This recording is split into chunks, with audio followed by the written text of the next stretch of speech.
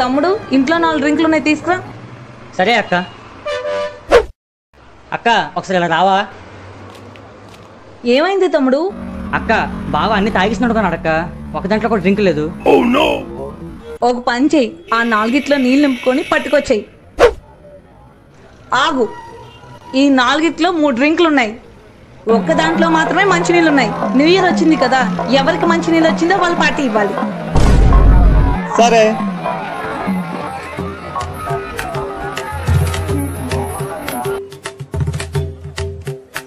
ఏ నాకు డ్రింక్ వచ్చింది.